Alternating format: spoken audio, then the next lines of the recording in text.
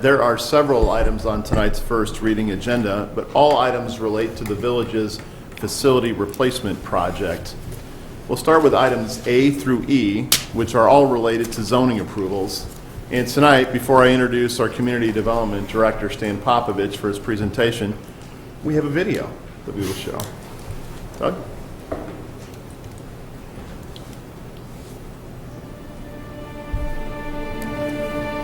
Welcome to an overview of the facilities plan. In 2021, the village completed a plan to replace the aging and inefficient village hall and police station with a new combined facility that would also include space for School District 58 administrative offices. Located on the west side of the Civic Center property, this combined facility will provide modern workspaces that will allow for efficient and effective interactions among employees and customers.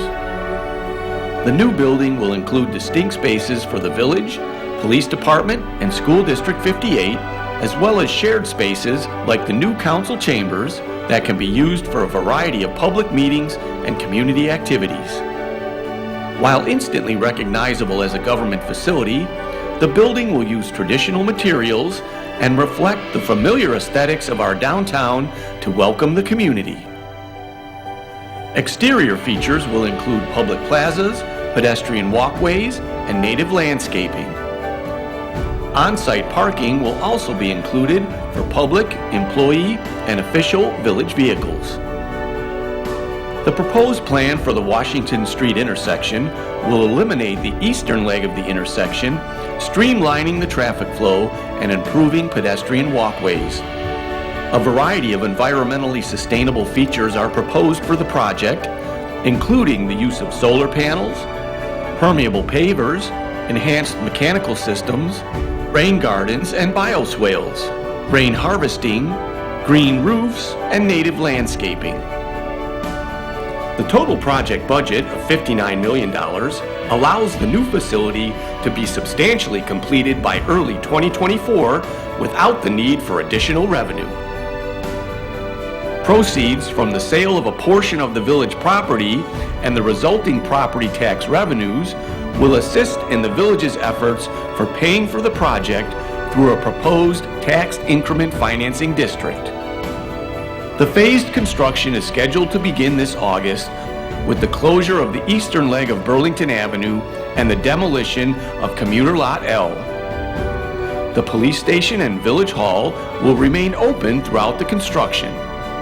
Upon completion, the police department and village hall will move into the new facility and demolition will begin on the existing buildings. The final phase will also include the site preparation and sale of a portion of the Civic Center property to a private developer. To learn more and follow updates on this project, visit the facilities plan page at downers.us.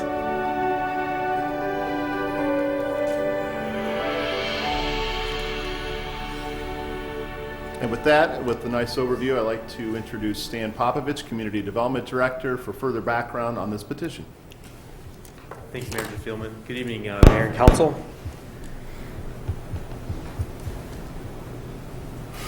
As Manager Fielman noted, I'll be discussing the proposed Civic Center redevelopment project. I'm very honored to be here tonight in front of you to present this to you. The requested 5 entitlements, so there's 5 entitlement requests: a plat of vacation, final plat of subdivision, a final planned unit development, a zoning map amendment from downtown transition to downtown transition/PUD, and a special use. We're currently sitting in the Civic Center, which is just east of the downtown, shown here on the location map. You can see the site as it's currently zoned as downtown transition. Surrounding zoning includes downtown transition, downtown business, an M1 district for light manufacturing, and a R4, which is a residential detached house 4. The proposed redevelopment will not change the underlying zoning of the property. The proposal will only place a planned unit development overlay district on top of the DT zoning classification. As can be seen here and in this picture as well, the property does consist of multiple lots of record where the properties are sitting on currently. If we begin on the west side of the property, go through some of the existing buildings and uses on the property. There's an existing single-family home that has been since converted for offices. The existing police department sits in the middle of the site there by Belden and Curtis. Village Hall, where we sit tonight, is at this location. There's a fleet building and fleet garages in the far eastern section of the facilities here, and there's a 183-foot tall telecommunications tower. As you can see, there's a lot of parking lots in the area as well, so we have a significant amount of parking for various users, including fleet, visitors, and staff. And then we also have a pass-through lane here, a vehicular drivable connection between Curtis Street and Washington Street, which is just east of the police station there as well. So we do have some circulation on the site as well. The development plan proposes to move the existing telecommunications tower approximately 270 feet to the east and construct a new 199-foot tall telecommunications tower in this location shown on the map. And then to construct a new combined civic center building housing the village hall functions, police department functions, and the administrative offices for School District 58 on the west side of the property. You'll see that the little blue dot that was the former single-family home that's been converted to offices will be demolished with this plan as well. Once completed, the uses on the site will remain on the site in a slightly reconfigured location.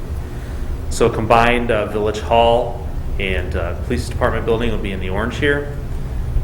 A new fleet building will be, the existing fleet building will remain on the east side of the property. So the existing fleet locations will be at that location. A new telecommunications tower will be located on the eastern portion of the property. There will also be a variety of parking lots. As you can see, the fleet parking lot will remain the same.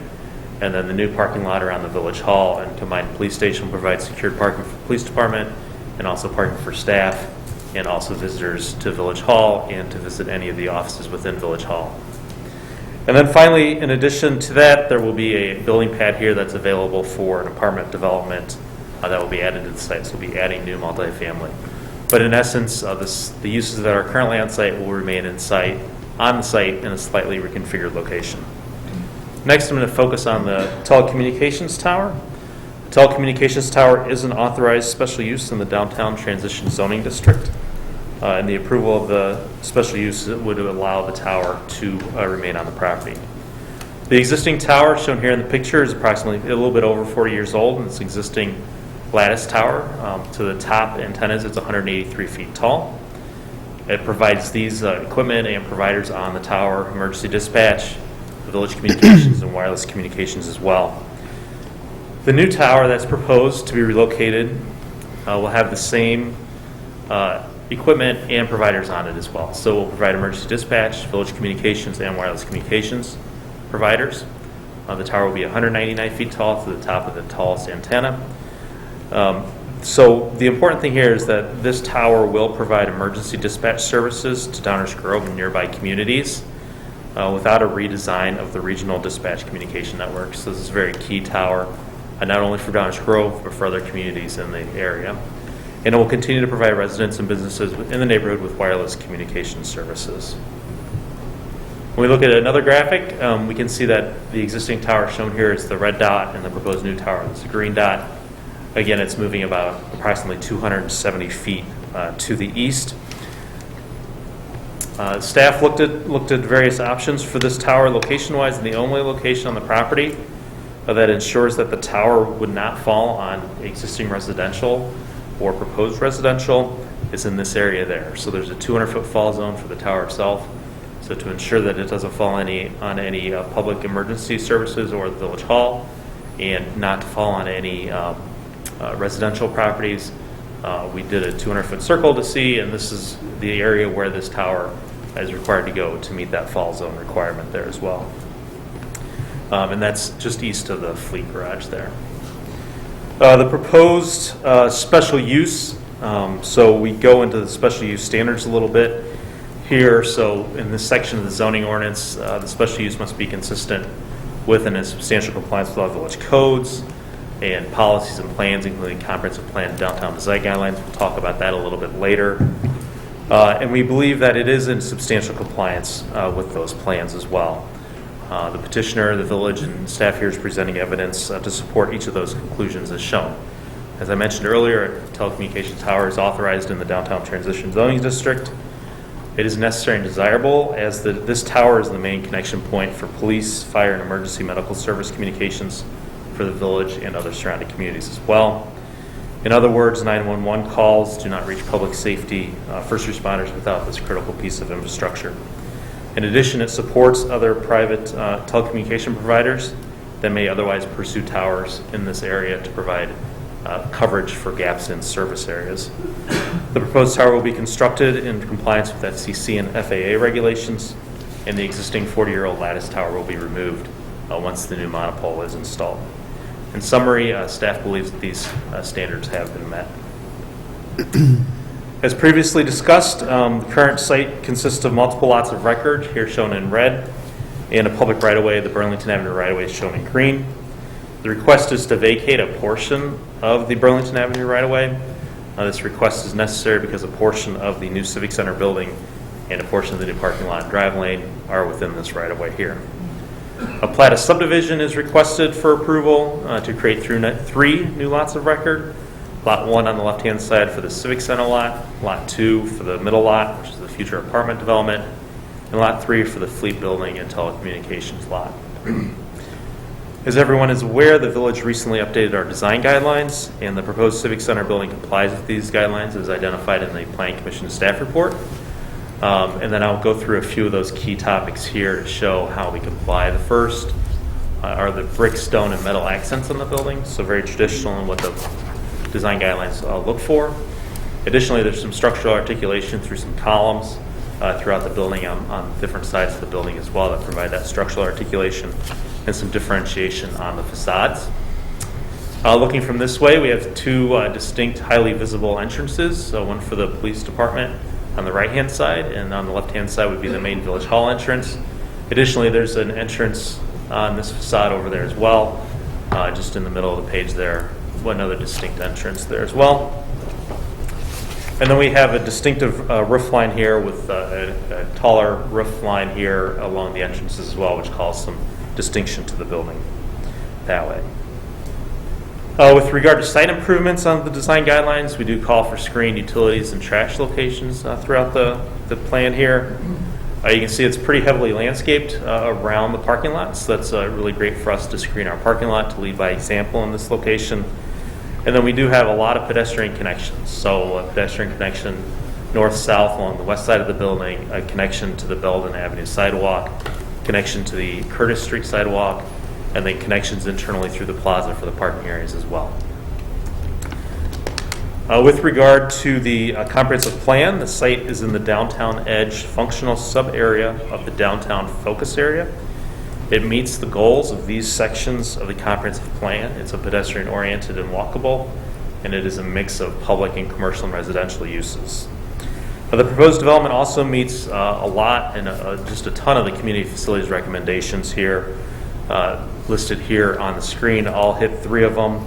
The first is ensure that effective emergency services are maintained. This is the tower, and to promote a really good area for our police department to work in.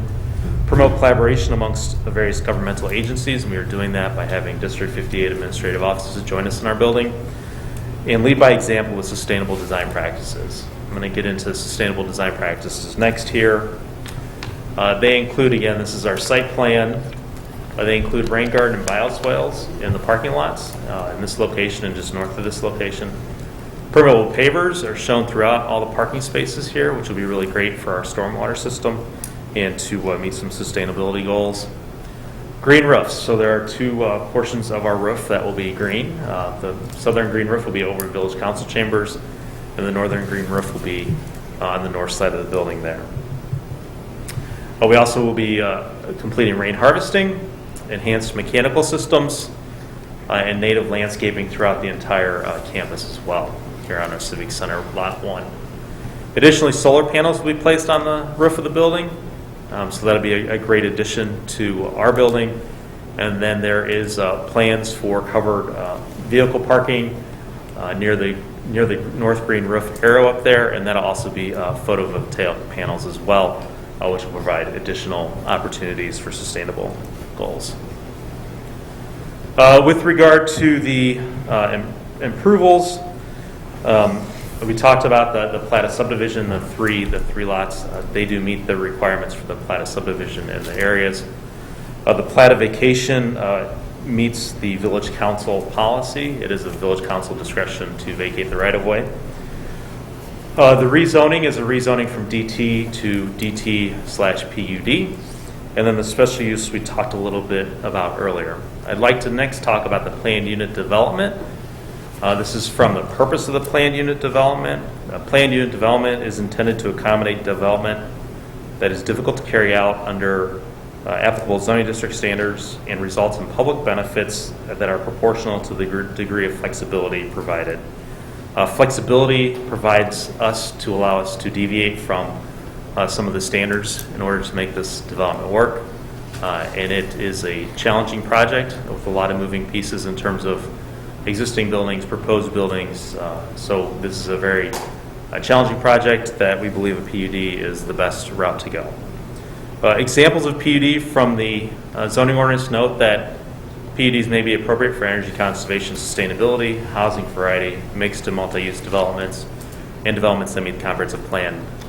We believe that these all are items that we are providing in this plan for Civic Center redevelopment. The proposed Civic Center redevelopment will result in public benefits that are commensurate with the flexibility provided in the village is seeking. There are several factors that are considered when reviewing a PUD request. In this case, two of the key factors are, the first one is consistency with the comprehensive plan, downtown design guidelines, and other adopted plans for the subject area. This is really met. I believe we've demonstrated how it complies with the comprehensive plan, how it's compliant with the downtown design guidelines, and direction that was provided by the council in the strategic planning. The second one is whether the proposed development will result in public benefits that are greater than or at least equal to those under conventional zoning. We believe that there are additional public benefits that are provided through this plan that are that would not be able to be provided under conventional zoning regulations. As evidenced in the Plan Commission staff report, the manager memo tonight, the Plan Commission meeting, the council packet, my presentation this evening, the proposed development is consistent with the comprehensive plan, the downtown design guidelines, and other adopted plans in the area. The Plan Commission recommended approval of this project at their April 4th meeting, and tonight's staff also recommends approval of this project. The petitioner, Manager Dave Fielman, will have some additional comments as the petitioner tonight.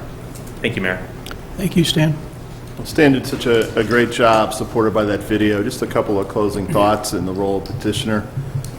This proposed planned unit development is the product of multiple years of facility planning efforts, and I think all of us here on this team know that, have been a part of it. It is a long time coming, and we are here seeking the council's approval of this PUD and related zoning items. And this PUD is not only, this plan is not only improvements recommended or implements recommendations of the comprehensive plan, it addresses many long-standing issues with the existing police station and village hall. We are very pleased to answer any questions that the council may have. Mayor?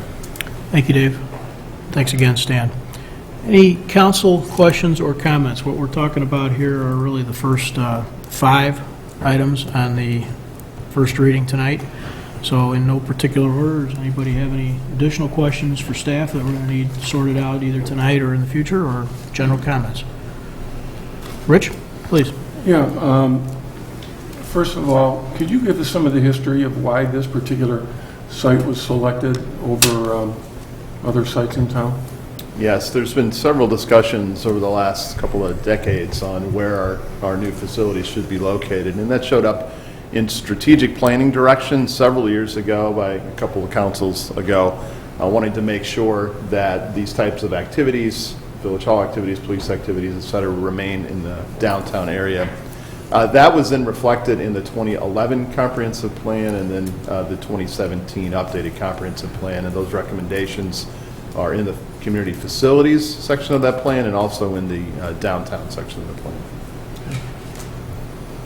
And Just a comment to put some context around how long we've been doing this. I noticed that the facilities condition assessment started in 2012, and Phase 2 was from October 2015 through July of 2016, and that was evaluating the police station addition. Phase 3 was October 2016 through July of 2017, and that was a police station, village hall, and townhome solution.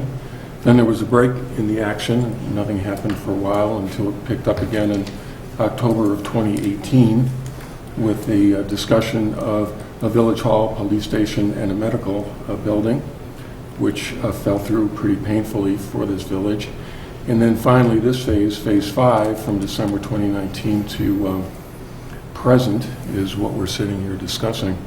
Does that accurately portray the history of what's transpired here? I think it does. There's probably a few phases in front of that as well that longtime staff members may recall. Yes. And then I noticed that we're talking about having the pad ready for a future apartment building. What does that mean? Are we going to put in underground utilities and things like that, or will that be up to the developer when we do the apartment building? So we're still working through the details of where the utilities will be placed or stubbed. Our plan in general calls for that to be pad ready, so the utilities should be nearby. And then, of course, once we have identified a prospective purchaser and developer, they would come through a similar process for the PUD, and the council will be able to review and approve the project at that time. I noticed in this plan that we might be removing some large trees. Are we going to be considering putting in some larger caliper trees as replacements?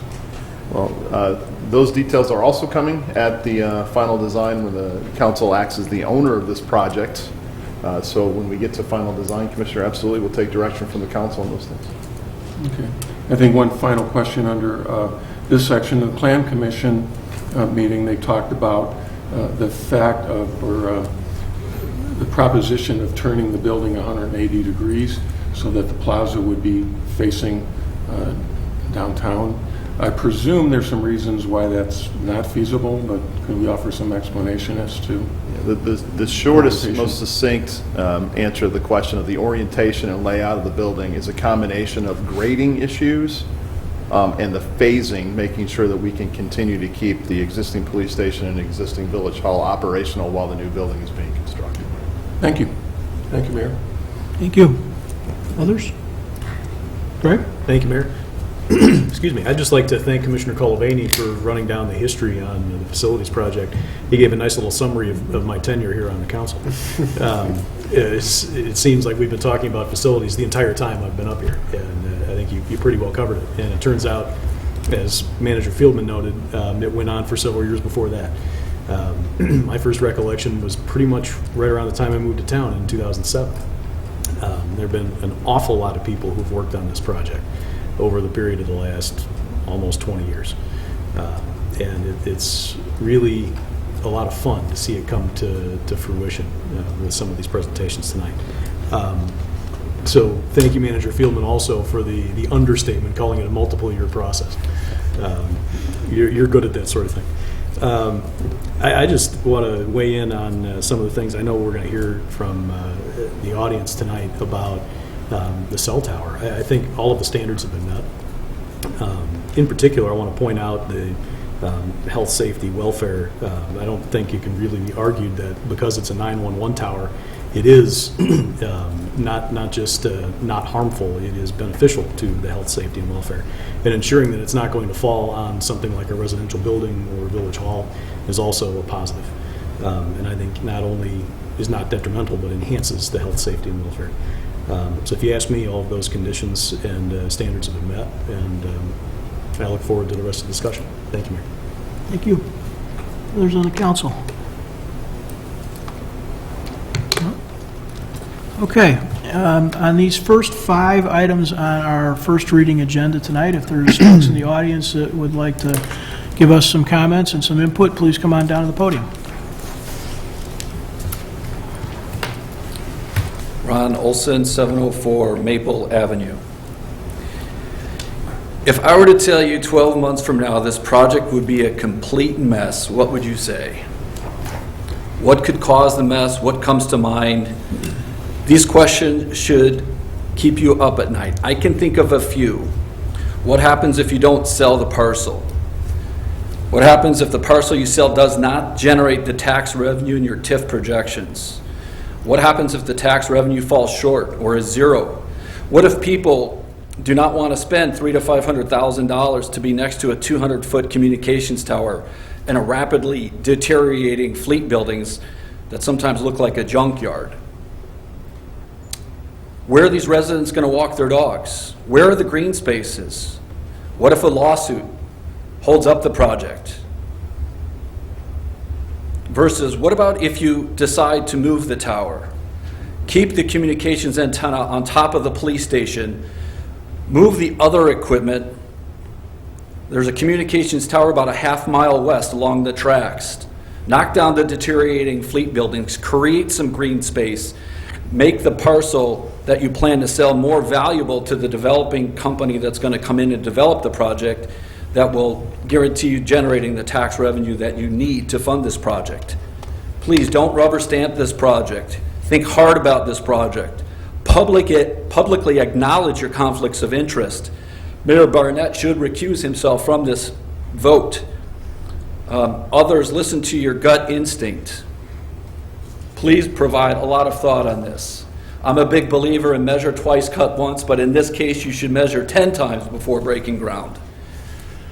The movement of your telecommunication tower is in violation of at least 3 of your own health and safety zoning rules. There's still a lot to be written about 5G and the health effects we don't even know about. The height of the tower should not exceed 140 feet. The new tower is going to be 199 feet. That's 41% higher than your own code. The proximity of the tower to local residents. I walked. The current tower line is approximately 225 feet. The residential property line. The new proposed location is 126 feet to the property line. The property line is diagonal. It's 50% closer. The code requires 597 feet surrounding that tower. The new tower will only be 126 feet to our property line. That's an approval above 373% above variance. The tower is not supposed to negatively affect surrounding residents' property values. Of course it's going to negatively affect our property values. The lack of screening required, there's nothing in that that's going to hide it. During the recent zoning meeting, the reasons given for the proposed tower location is mainly due to EMS function and its proximity to the police department. I'm a believer in trust, but also verify. We ask some simple questions. What's the minimum height of the police department's antenna to satisfy their requirements? The meeting, no answer was given. It was unknown. The lack of intellectual curiosity is confounding to me. What other locations outside of the immediate area were considered? Answer, none were considered. One of the zoning commissioners asked, if you were to move it closer to one of the adjacent towers along the tracks or near I-55 and you run coax cabling to the fiber optic cabling, will that work? It was unknown. It was not considered. Could you locate the antenna portion of the police department on the roof of the building and move the rest of the communications equipment to another location? It was not considered. The zoning commissioners were not impressed with their lack of answers or their preparedness, and then we were shocked when it approved unanimously. We asked for follow-ups, and we were promised follow-ups. Mr. Baker refused to interact with us after, in the meeting, he said he would. I ask you this, if this tower was proposed by a new private business in a new location in Downers Grove, would it be approved? No way this would be approved. Now the village is developing this project. It needs approval from who? The village. Isn't that a conflict of interest? Is there a code of conduct? The same person that's asking for the project is approving the project. In our last meeting, we took an oath to tell the truth and nothing but the truth. And I'm here to suggest there's 2 types of untruth going on. The first is a straight out lie. I'm not saying that's happening, but there's another one, a subtle way people lie, and that's a lie of omission. A lie of omission is an intentional failure to not tell the truth in a situation requiring disclosure. This project should be scrutinized with more careful eyes, not less. Public officials have a duty to all their residents. When there's a conflict of interest, it needs to be disclosed. Mayor Bob Barnett, a neighbor of mine, has the biggest conflict of interest here. I walk my dogs by his house almost every day. If he approves this, he's going to be voting in something that's going to benefit him financially, as his property value is going to be increased at the detriment of ours. Mayor Barnett should recuse himself. It will show character to take that action and preserves the objectivity of this process. Again, I'm asking the village here to measure twice, measure 10 times, cut once. Thank you for your time. Thank you. Others on first 5 items on tonight's agenda?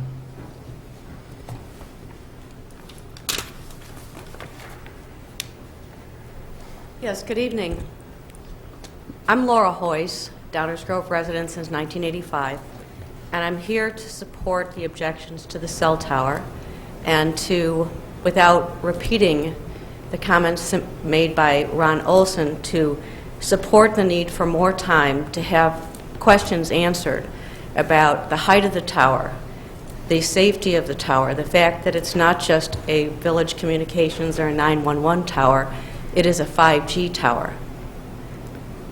In our national landscape, 5G towers have instantly appeared somehow in the recent past, or the 5G capability has been added to existing towers without village zoning approvals. And I'm speaking generally, but here in Downers Grove, I do agree that there has not been enough information provided to the public. There has not been a thorough vetting of the conclusion that it will not be detrimental to the health, safety, or general welfare of the public. I also have concerns about the property values for the residents that are on Maple Avenue and the surrounding area, the apartment dwellers. You know, is it truly safe? And how can we obtain that information? How have those conclusions been drawn? It is disturbing that the code requires a distance of 597 feet, and there is such a drastic giving up of that requirement such that it's only 196 feet away. I think the reason for the placement of the tower, as explained by Mr. Popovich, is that the tower, if the tower would fall, it wouldn't hit a residential area. And we're talking about a radioactive tower here. When you're talking about 5G, you're talking about health, safety, aesthetics. You're talking about not just human life, you're talking about animal life. And, you know, I'd like to know if there can be information provided, more detailed information provided to the members in the surrounding area and to the public generally from Mr. Popovich or whoever has the capability to research that information. And if this is the first reading, will there be a second reading at the next meeting followed by a vote? If that's the case, I would ask that the decision on this matter be deferred until we have enough information in order to achieve the same comfort level that you apparently have, but we don't, with regard to the tower. Thank you. Thank you. Others on tonight's agenda?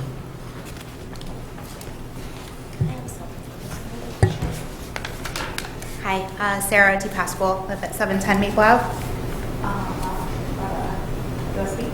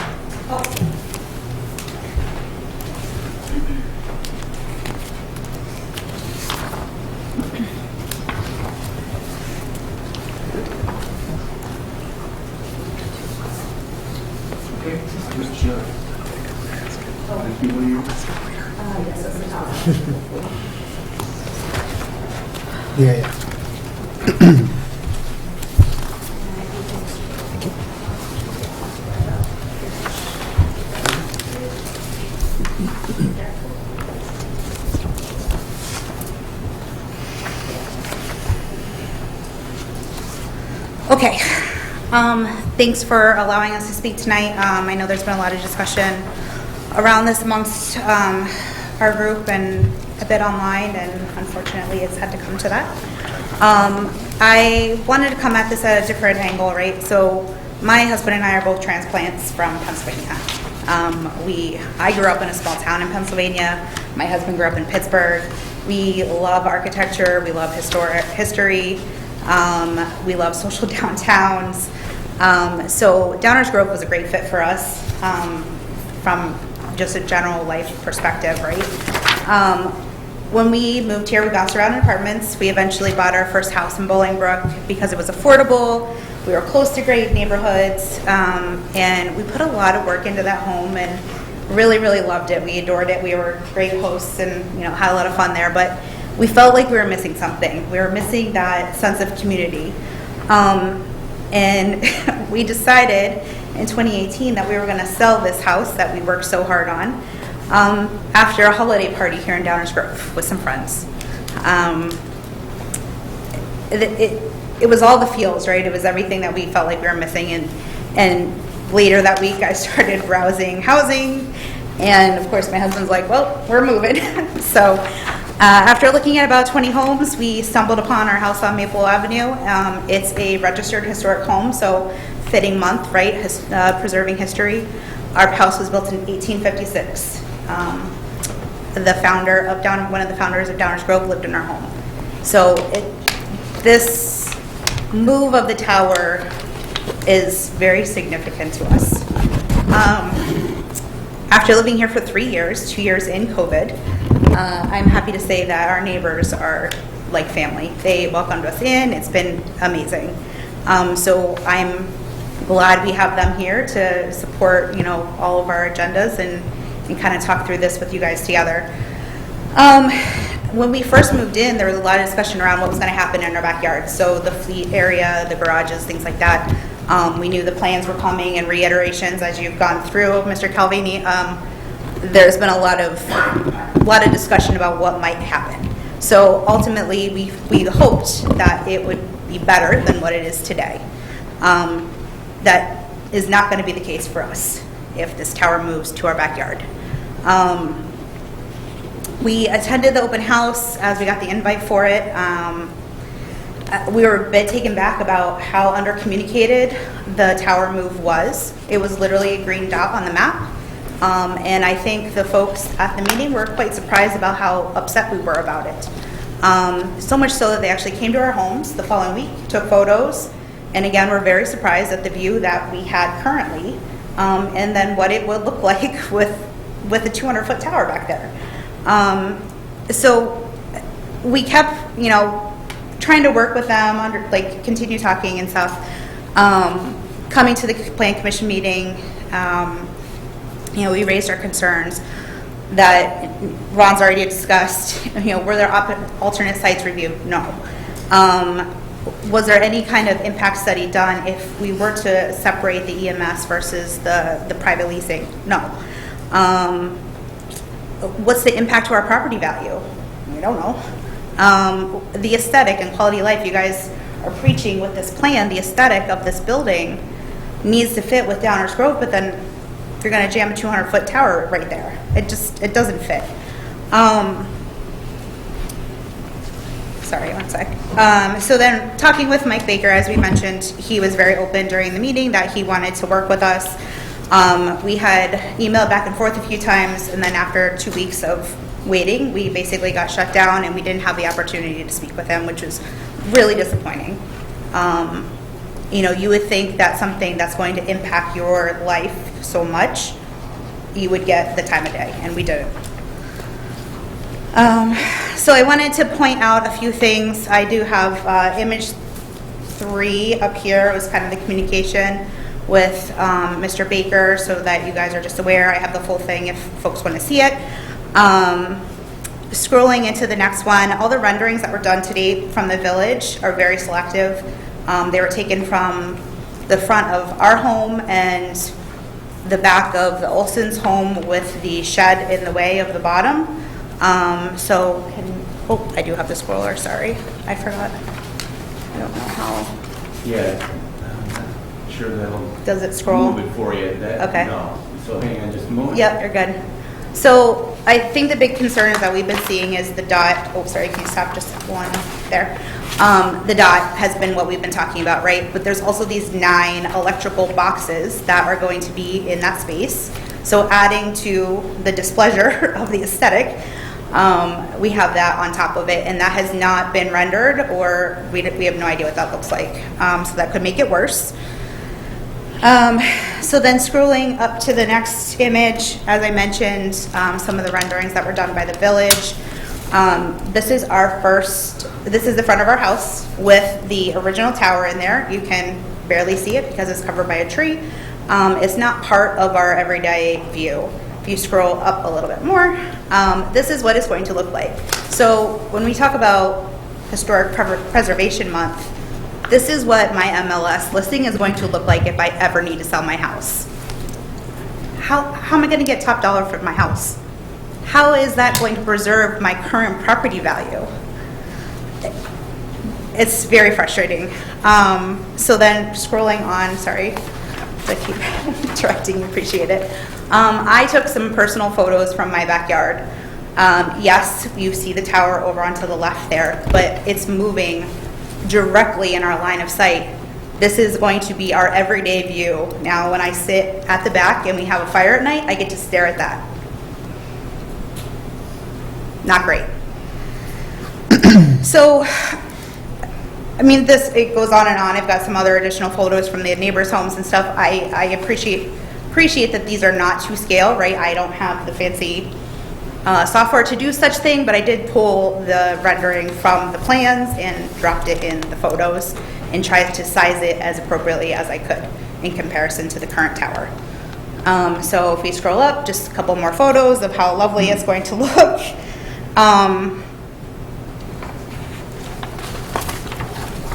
Yeah, so I mean, in general, my ask is, again, we need more due diligence. There's got to be some other options. There's got to be some smaller options. There needs to be an assessment of how it's really going to impact our property values. I know it's been said in past meetings that, you can't validate that, but I mean, look at it. I can't sell my home for what I bought it for with that.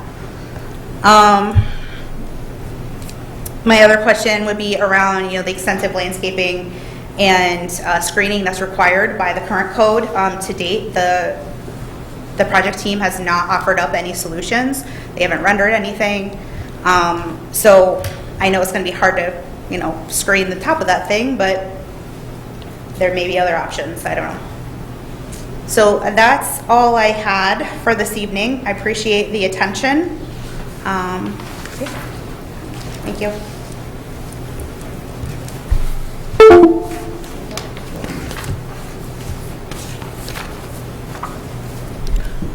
Others comment on tonight's list?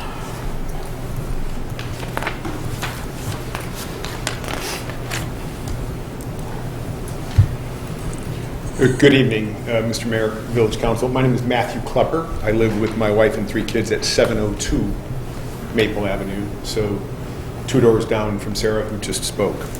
I'm going to try not to repeat some of the points that have already been made. I would like to start with the point that Mr. Olson made about what I perceive to be a conflict of interest on the mayor's part. It's not an exaggeration to say the single residence in all of Downers Grove that will benefit the most from the relocation of this cell tower is hit.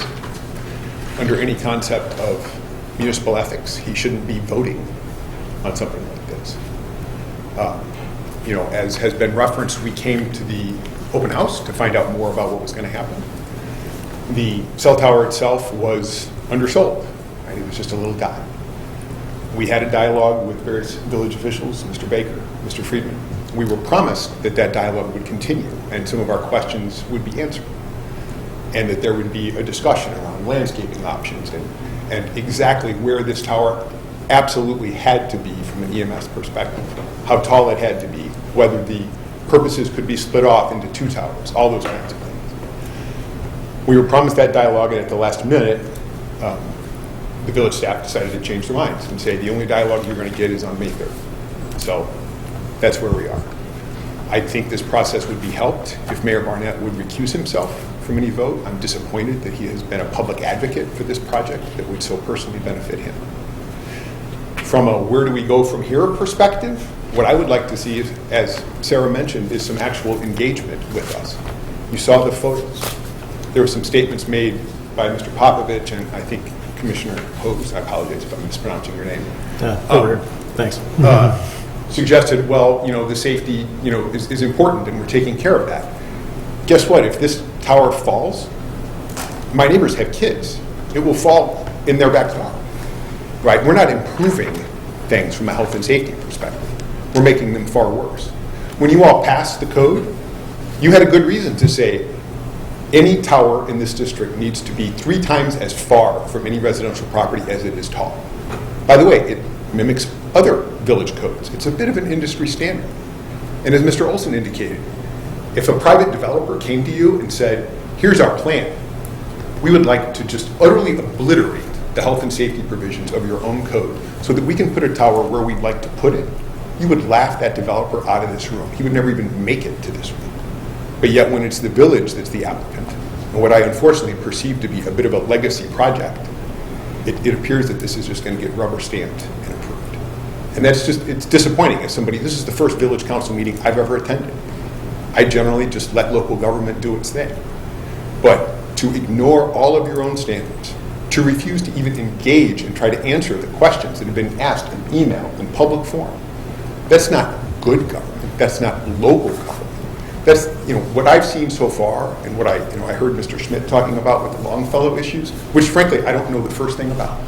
I don't know whether those decisions were justified or not. It's on the other side of town for me. But what I've observed is more akin to 1970 Soviet Politburo than 2022 and local government. Because let's be honest, we shouldn't have a mayor out pushing for a plan that will help his property, right? We shouldn't have a plan commission that unanimously approves a project when their own health and safety standards are being ignored without anything other than a bare conclusion that this is the only place the tower can go. I hope I'm wrong. I hope that this council gives this real deliberation, demands that village staff engage with us, demands a feasibility study.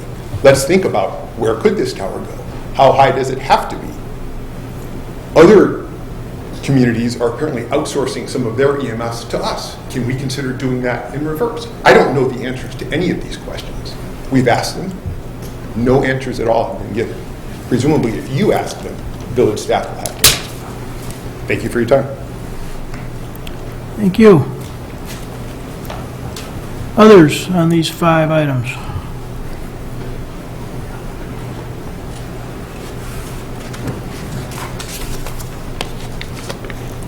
How you guys doing tonight? Mohammed Stark from 706 Maple.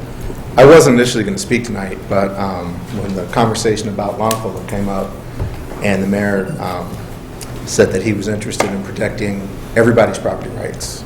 I mean, I think, and I'm not 100% sure, but where my garage is situated at 706, I would really love to knock it down and move it to the back of my property to kind of open up what's going on. And I bet, I don't know, but I think you guys aren't going to allow me to do that, are you? I can't move a structure in the fall radius of a cell phone tower. I don't know if anybody can answer that or not. But so you guys are actually going out and destroying the view in the backyard, ignoring all the health and safety ordinance that you have, and then you are going to destroy the utility of my property. I mean, I bought that long lot so that I could enjoy it, and so now we're going to do something that the city is deciding to rubber stamp that is going to actually not only destroy the property value, which I don't care about. I just did a huge rehab. I'm planning on staying in Downers Grove. I don't want to sell for a while, but now I can't use my property, and there's got to be some compensation for that. There's no way that you can have a structure that you put up that stops people from being able to use their own property, and then sit there and ignore it. I mean, that's just not right. If I came and told you that you couldn't use the back half of your backyard, I don't think that there's anybody here that wouldn't be standing up at this podium right now making the same argument that I'm making. And so I'm not as optimistic as my neighbors. You guys have been working on this project for 20 years. It's very clear that you've decided what you're going to do. This isn't any type of hearing that is anything but just going through the motions. But I really would like you guys to consider the people that live in that little Maple district and come up with some type of solution that is going to make it right for us. Another thing that brought me up here is I was golfing on Saturday, and I get home and find out that there was a tornado in Oak Brook. And what I asked, I was like, hey, listen, are you guys going to reinforce it? Are you going to over-engineer it? I mean, I work for Walsh Construction. I mean, that's what I do for a living. And the answer was, hey, listen, if that cell phone tower falls down, something else happened, a tornado or something like that. And I'm thinking to myself, well, man, there was a tornado in Downers Grove the first year that I moved here. It knocked all my trees down. So that's not something that hasn't happened in the last decade. And it's not something that didn't happen a couple days ago. So now we've got a cell phone tower, we've got tornadoes. I mean, these are things that could actually happen. I'm not standing up here talking about things that are, crazy outside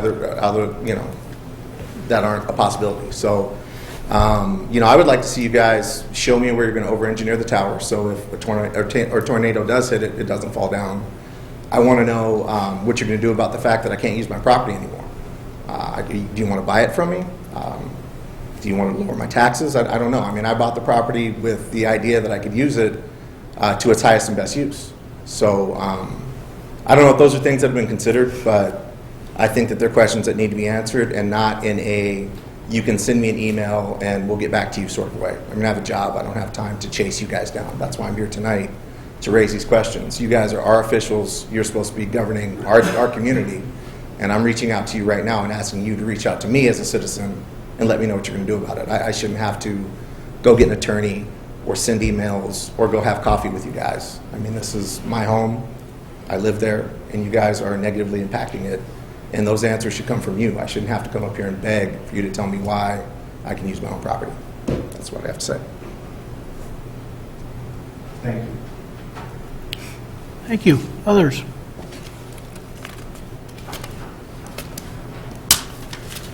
Matt McDonald. I am also at 710 Maple. The National Association of Realtors cites studies that show a negative price effect between 2.5 and 8% for homes near cell towers. The U.S. Department of Housing and Urban Development considered cell towers, quote, hazardous and nuisances. A survey by the National Institute for Science, Law, and Public Policy found that 94% of people would expect to pay less for a property near a tower, with 79% of people saying under no circumstance would they buy a property near a tower. The village itself acknowledges that towers are undesirable. The presentation documents, as well as the village website, all state the desire to prevent the construction of new towers in the immediate vicinity. There would be no reason to prevent new towers if the village thought that they were desirable. Village code states the purpose and intent of the code is to protect residential areas from the adverse impacts of telecommunication towers, and the towers should be located in areas where the adverse impact on the community is minimal. Again, clearly acknowledging the towers have an adverse impact on the residents. The village plan lays out the need for the tower, the reasons the tower is being placed where it is. That location is farther away from downtown, farther away from the new village hall, and as far as I can tell, farther away from every residence except for homes, including my own, along Maple Avenue. Throughout the entire planning process, the open house, the plan commission meeting, I attempted direct communications with village managers. And at this meeting, there's no mention of the negative impact for the homes that are being most affected by the construction of the new tower.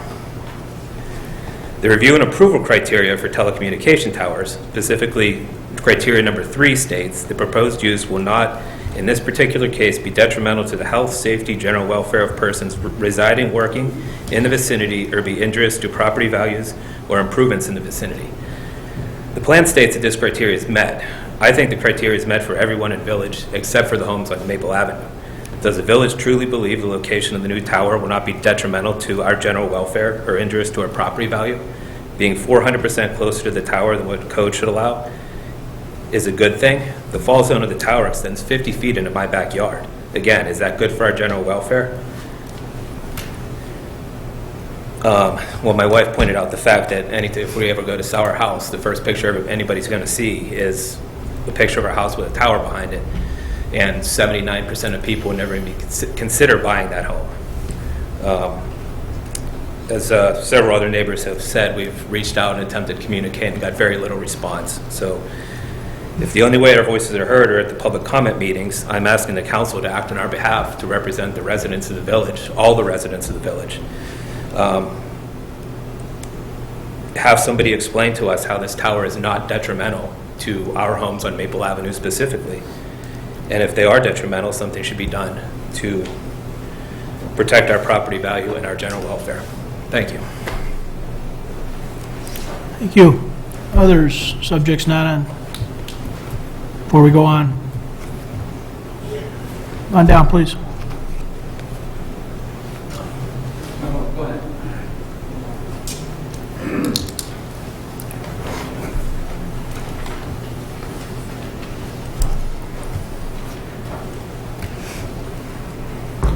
Good evening. I'm Jim McBride. I've been here before. It's a goes to the land bank. I live at 1217 Gilbert.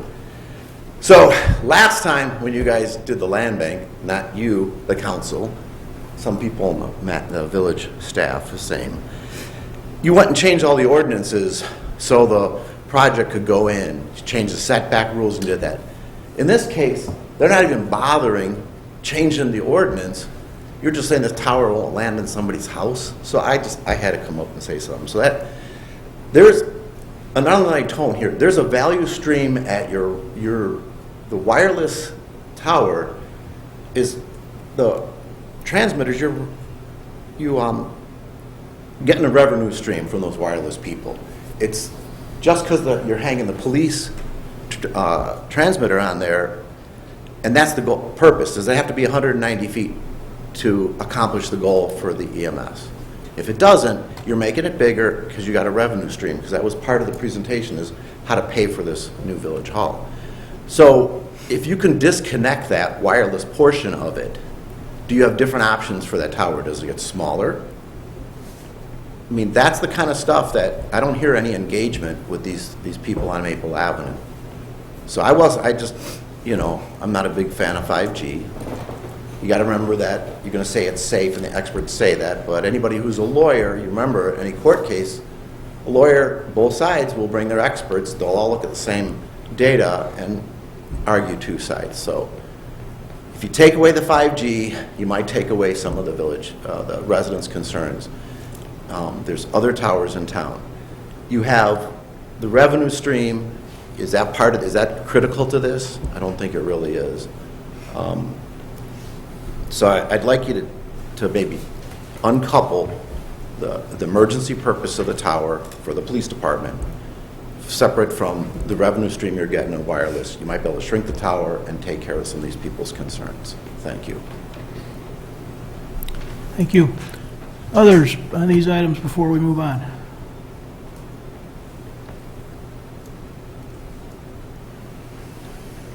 Okay. Any other council comments or questions before we move on in the agenda? Nicole. Thank you, Mayor. If I can get some information from staff on additional screening, I would appreciate that. Also, I had a question regarding the current tower. In a hypothetical, the existing tower has to go. Do we even have the option to not replace it with 5G? So essentially what I'm saying is we have to replace with 5G, correct? Or no? The equipment on the tower by the private carriers is regulated by the FCC.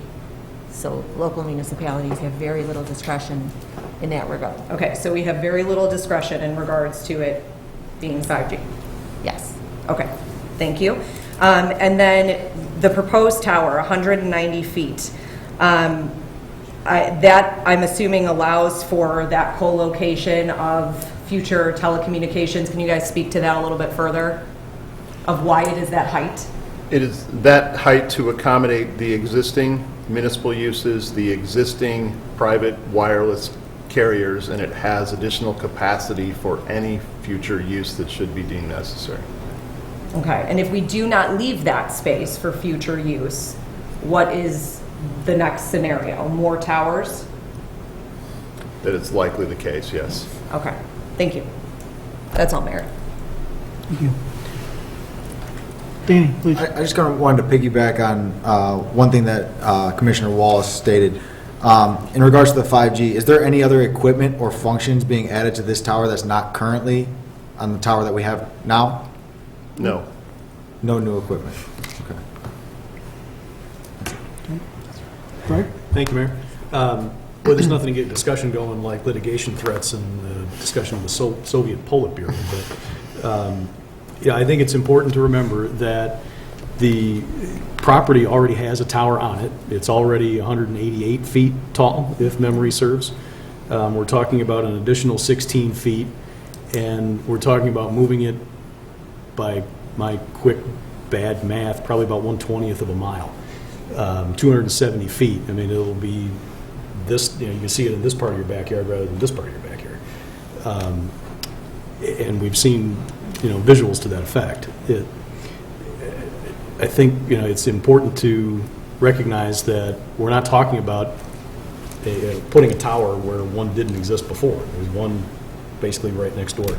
And the gentleman who spoke earlier was right. I don't think we're paying for a $59 million project with cell tower revenue. Thank you, Mayor. Leslie?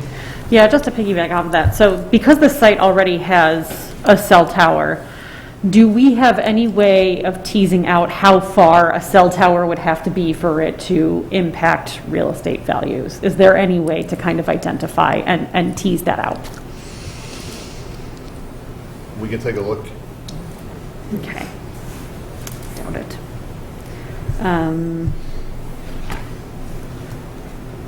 The existing tower can't fall on my back. That we have to, it's not the same thing. Good. Yep.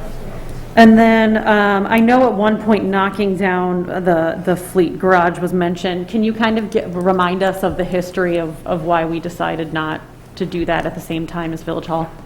Expansion of the scope of the project. We could not identify a different piece of property or location on this property that would accommodate it, and the council directed us to keep the existing fleet maintenance garage at its current location. Thank you. I will also echo Commissioner Wallace. I would like to hear more about, potential screening and landscaping options as well. And I will say that I agree with Commissioner Jose that this can only benefit health and safety in terms of our response times. I don't think anybody wants any of our response times to get worse. And that would happen if we did not have adequate telecommunications towers and if we outsource things. And I will say that I have not seen any legitimate organizations and research that have suggested that 5G poses any risk to human impact. I know there have been some things that have been thrown around. I've dug into some of the organizations that folks have sent some links to and suggested, and from what I can tell, they've been disputed by researchers, essentially neuroscientists and other researchers, stating that the incidence of brain cancers has actually flatlined over about the last 30 years, and you would expect to see that increase significantly if it were really a 5G or a telecommunications issue. Not quite as concerned of the 5G with regard to that. And can you remind me, do we already have 5G throughout the village? Yes, we do. Thank you. Rich, please. Could you give us a brief explanation of what fleet maintenance is used for in this facility? The fleet maintenance garage is used to maintain and do repair work to all village vehicles and equipment. Including fire engines?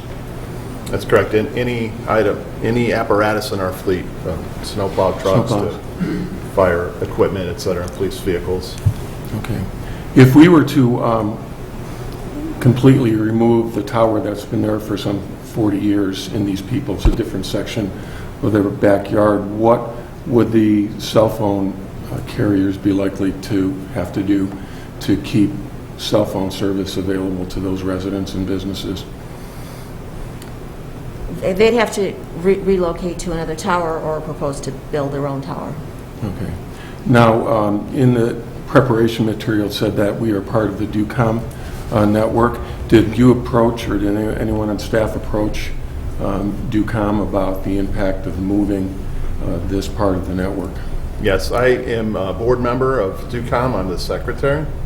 I asked our executive director that very question, and his answer is reflected in the FAQ document, that relocation of the towers that are part of the DUCOM system from this site would require a redesign of the entire regional system. And that covers all of DuPage County? Yes, along DUCOM, along with Addison Consolidated Dispatch Center, ACDC. Those two work in conjunction to cover the whole town, and they back each other up. Cover the whole county, excuse me. Thank you.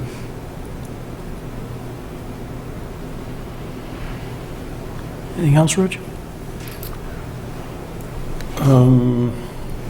Is it time for comments, or are we just still asking questions? Or? I'll yield to my colleagues. I have something more to say.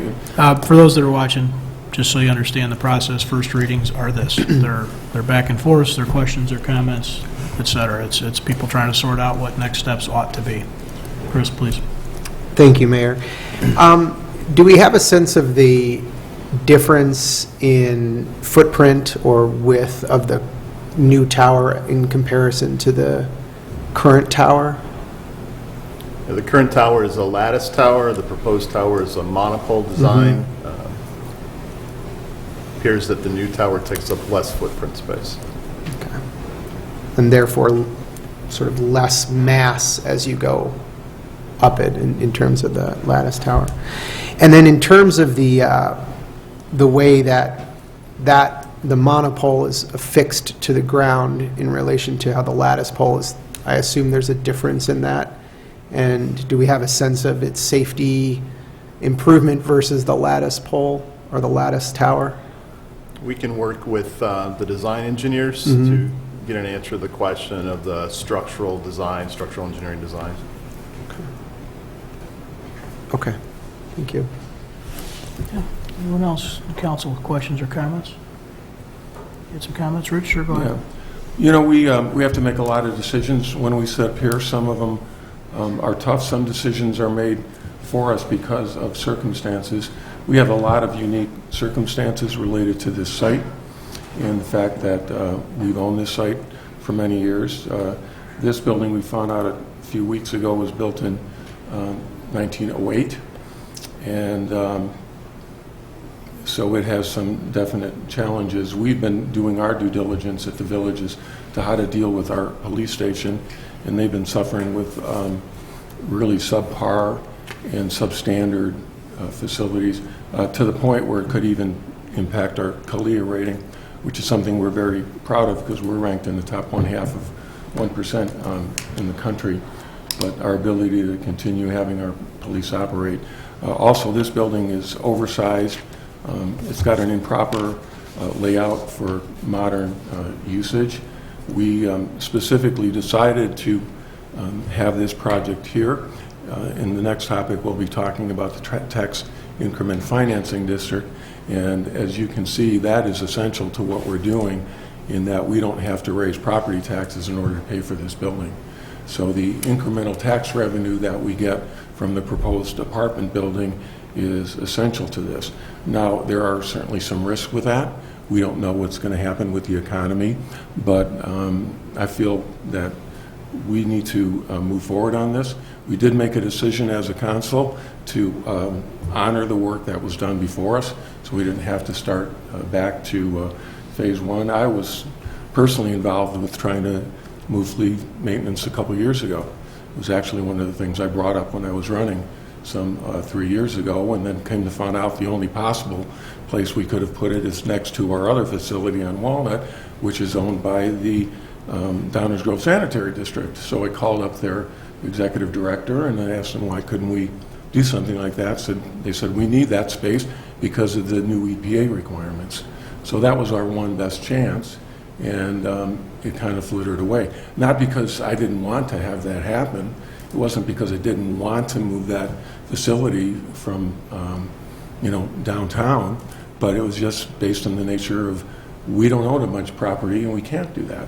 So we decided we wanted to keep the police station next to Village Hall for a lot of good reasons, including good communications. So we're kind of stuck with that. We also believe that this is, being a major footprint addition to our downtown transition area is another reason that we did that. So we look at the various things that we have to take into consideration. Unfortunately, it's the only spot on this site that this thing will happen to fit. I understand people's concerns, but every single one that came to the dais bought your property with a major cell tower that's been sitting there for 40 years. And it was there, and it's been there. So what we're doing is trying to get a more attractive pole 270 feet to the east, because it's the only place we can put it. And I think that's all I have to say, Mayor. Thank you. Thank you. Others? Okay. We will talk about this again next week, and with that, we'll move on in the agenda. Dave, you have more for us? Yes, Mayor. The final 3 items on tonight's first reading agenda also have to deal with our facilities project and how it's financed. These 3 items would create a tax increment financing district, and Director Popovich has additional information on this item as well. Thank you, Manager Fieldman. Good evening again, Mayor and Council.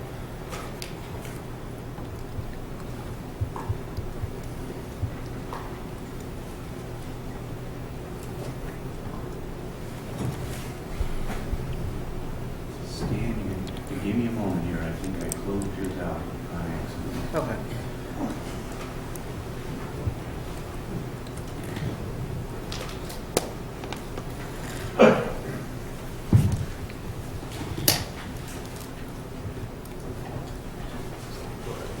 So tonight is the first reading for the proposed Washington and Curtis Street TIF District. There are 3 ordinances for consideration in front of you. So I'll be covering those 3 items there. You may recall we had a public hearing for the TIF on April 12th at the Village Council meeting. So now this is the next step. The TIF district encompasses the village's civic center property that we're currently sitting on, and then some right-of-ways as well. So it's really just the village's own property that'll be the tax increment financing district. And the TIF is the funding mechanism to capture revenue from the private redevelopment that is proposed on Lot 2 in the whole redevelopment project there as well. Hey, Stan, let me interrupt you for just 1 second. Let's drag our feet for just a minute. Sure. Can we pull this out of forum emails? The presentation? We almost got it right there. Okay. Just for folks watching both here and at home, it's going to be better if we can see the overhead. Of course, Mayor. All right. It's going to be... Yeah, you start there. That's fine. Pardon me? You start right there. 17 good? Yeah, I'll just go through. Okay. Can you start the slideshow from that slide? Oh, pardon me. I will cruise through these.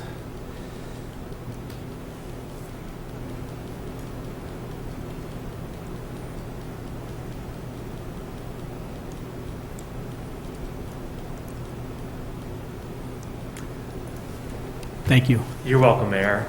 So I'll start over again here for everybody. So these are the TIF approval key dates that we've been going through. So as you can see, we held a joint review board meeting in February, public hearing before the Village Council last month on the 12th. And we're here tonight for a first reading for the TIF district, the proposed Washington and Curtis Street TIF district.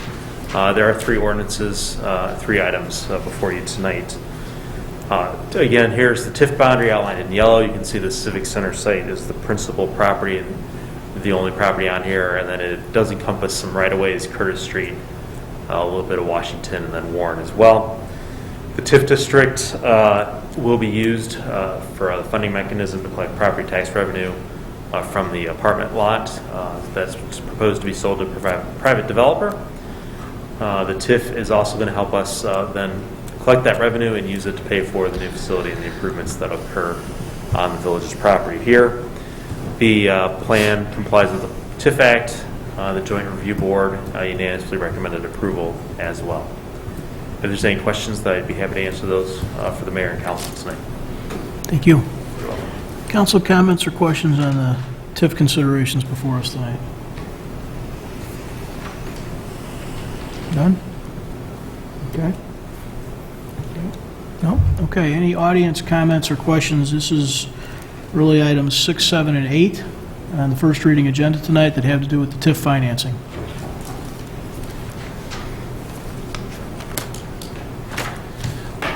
Ron Olson, 704 Maple Avenue. A couple questions that I just want to encourage folks to be thinking about the TIF plan is what happens if the TIF revenue isn't sufficient to fund the project. Does the project stop? Everybody's real estate taxes go up. I don't think it's a very large stretch to wonder if the residents who have this telecommunications tower move to their backyard, the new people are also going to be affected by that. Are they going to really want to move in to something that's right next door? And if it negatively affects them, obviously they're not going to buy it. It's going to impact the worth of that property and as a result, that TIF revenue. Does this project happen without that TIF revenue? I don't know. I'm sure you guys have thought about this, but what happens if you can't sell that property? What happens if it only provides half the revenue? When does the TIF revenue start showing up versus when do you have to start paying for this project? A lot of questions. A lot of questions. Still don't know if I heard about the minimum requirement for the EMS tower. I think the property would be much more valuable without the 250-foot or 200-foot communications tower. Thank you.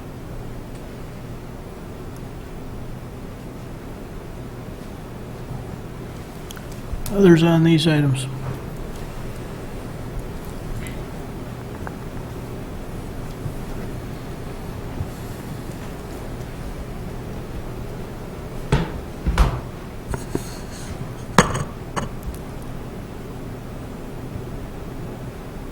David Rose. I came prepared in case my remarks spark another display of staff petulance.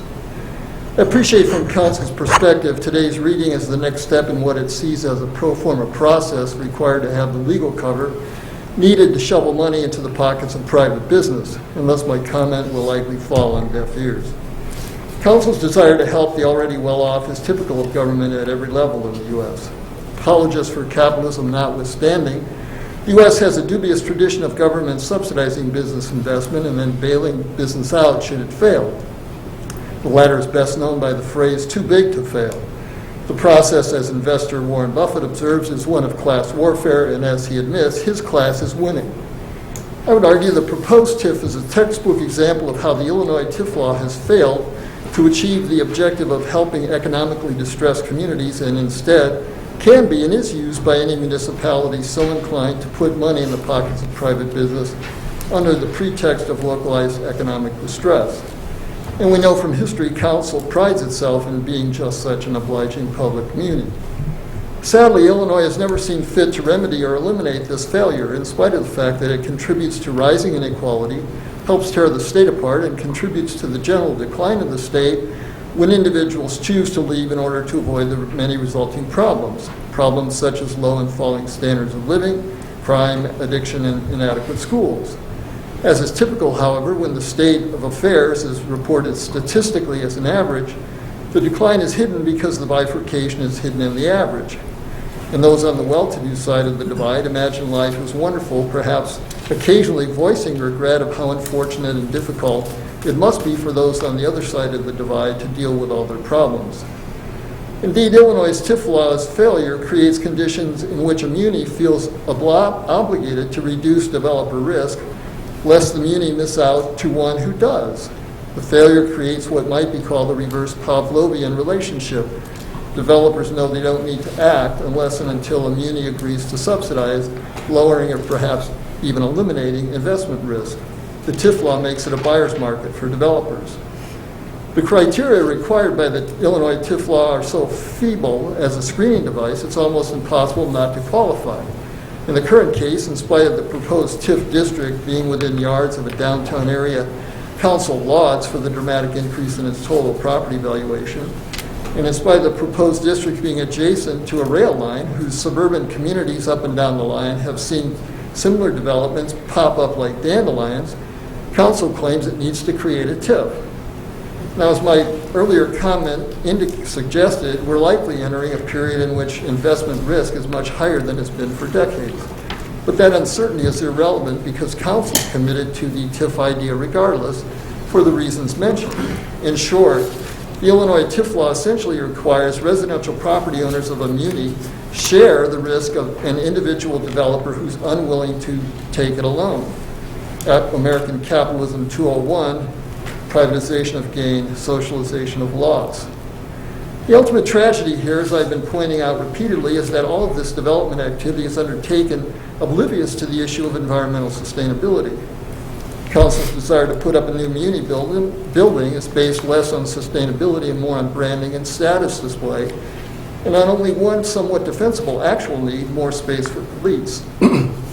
Indeed, Council has no actual data showing what it is proposing to build and thus needs to finance is in fact any more sustainable than the facility it currently occupies. For one notable example, even if the projections of using less energy in a new facility compared to current usage should prove true, that is not the same as sustainable if one used the proper definition, which of course Council does not. Furthermore, any claim of an interest in sustainability after Council and D58's failure to arrive at a solution that kept the Longfellow property in public hands, saving both the building and the trees and maintaining the integrity of the neighborhood, is hypocrisy. In Illinois, government officials tend to solve current financial woes by crafting on a continuously rolling basis solutions culminating 20 to 30 years into the future, and do their best, as we hear repeatedly this evening, to avoid disclosing financial information or data of any sort detrimental to their preferred course of action. Wrap it up, David. Nevertheless, you gave other people plenty of time. Allow me to finish. Wrap it up. Nevertheless, I'll say again, with the taxes already committed to 99, and the tax increases 58 is seeking, and the additional revenue Council needs to meet pension obligations over the coming 20 years, and who knows what other structural needs, unless Council provides scenarios contrasting the ramifications of TIF success to TIF failure within this larger context, taxpayers have no idea what they're in store for. Of course, that's the way things are done in Illinois and Downers Grove, claims of transparency and evidence-based decision-making notwithstanding. American Capitalism 301, maximizing return on private investment by first investing in politicians. Thank you. Comments or questions from the audience concerning these three TIF-related agenda items? Additional comments or questions from council? Greg. Thank you, Mayor. Just like to clear up a little bit of the fake news you just heard. So the TIF district really has nothing to do with private business. The TIF district is a vehicle that we're going to use to ensure that we don't have to, down the road, increase revenue. There's no money shoveling anywhere, especially to private business. The portion of the property that will be sold for private development will be bought by a developer and developed with their money. The idea that we're shoveling money to a private business is completely and totally false. Secondly, you might be mistaking us with a town about 22 miles or so to our east with regard to the rest of your TIF comments. But we've got a couple of TIF districts in this village that have been very successful. It's one of the reasons why we've got the downtown that we've got, that we've heard so many people talk about why they love Downers Grove.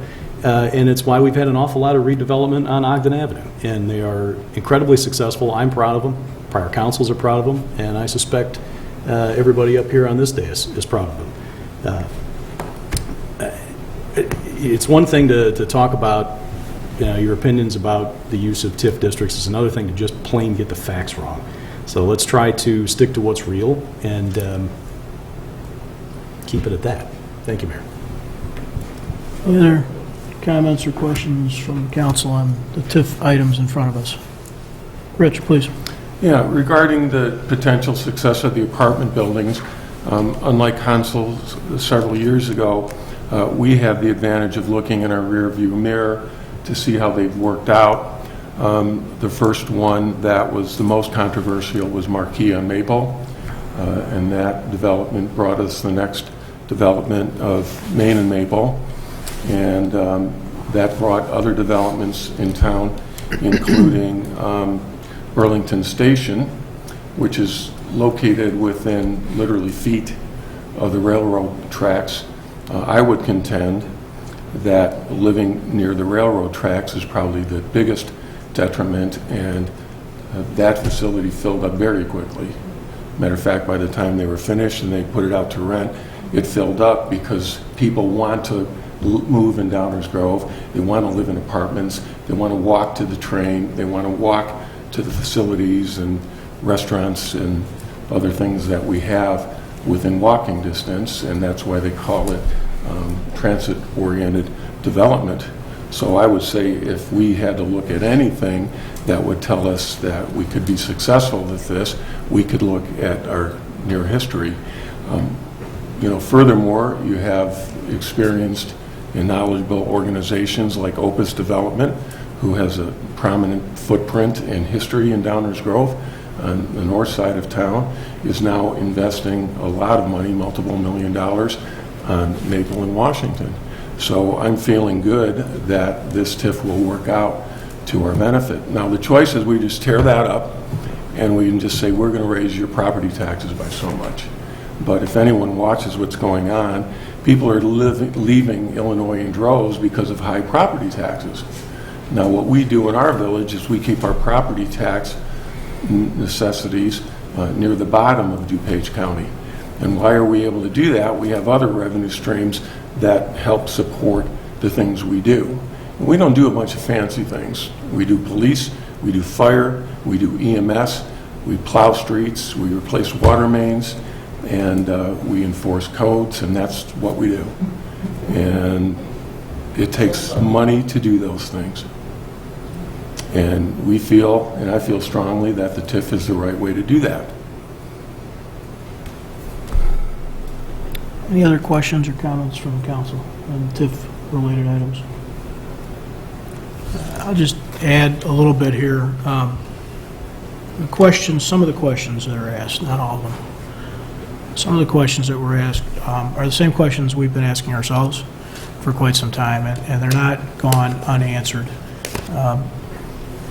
I would encourage everyone to look through, as was in the original sort of presentation, this link on our very front of our website talks about facilities planning.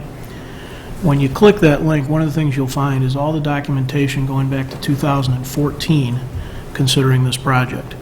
In there are a variety of things, site considerations, some of the stuff Rich was talking about with why fleet is or isn't there.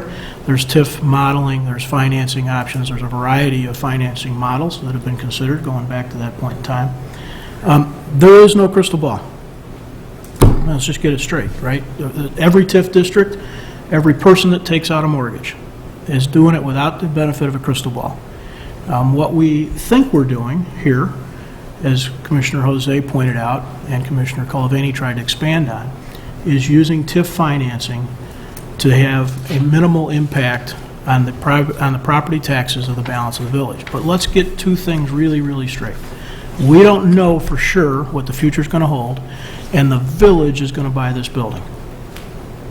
Okay? Those are very important things to keep in mind. We believe the TIF model and the way we've set this up with selling the parcel and taking the tax revenue from the TIF district and using it to service future debt will in fact minimize the debt service requirement for the general population. As with every TIF district, the two that we've had in the village and every other TIF district, they are at the end of the day obligations of the entire village. And what's different about this that I would suggest is really important to keep in mind is so is owning and operating a village hall and a police station. This is not the city of Chicago where we're taking TIF money and giving it to United Airlines. That's not what this is. This is the Village of Downers Grove trying to minimize the impact on our existing taxpayers, knowing that it is still an obligation to be in the business of running a police station and a village hall. This is fundamentally what we do. You know, it gets really easy to stand up in 5 minutes and say, I wish I had more data, or nobody's presenting data, or tiff, tiff, tiff, because it runs through the Tribune for the last 20 years with the city of Chicago. I get it. It's easy. So let's just make it really simple. It's our best efforts at minimizing the burden of these necessary facilities for the residents of Downers Grove. And it could not be exactly as planned. That's an absolute possibility. I have more optimism than that, frankly. I think that going on 12-plus years of planning and thought, and as Rich says, evidence up and down the train line, beyond just Downers Grove, that this is a pretty logical, reasonable way to go at it. But having these buildings and running this police department is still an obligation of this village under any financing model. So I'm fully supportive of this. I'm very optimistic about it, but those are all good questions. And spend some time on that webpage link, because there's a lot of data there. Any other questions or comments? Okay, Dave? That ends our first reading tonight, Mayor, and I also have no manager's report this evening.